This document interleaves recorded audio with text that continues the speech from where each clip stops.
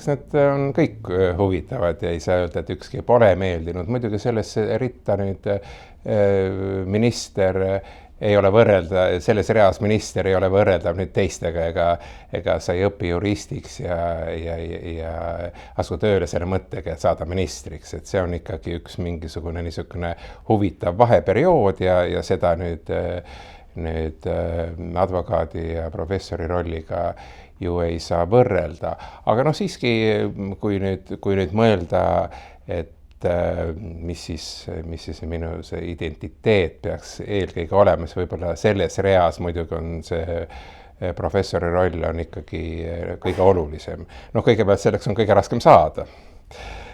Ja teiseks on see, et mida sa siiski, mida on võimalik professorina teha, see on nüüd laiema tähendusega. Sa saad ju mõjutada nii õigushariduse kaudu ikkagi mitmete põlvkondade juristide ettevalmistamist.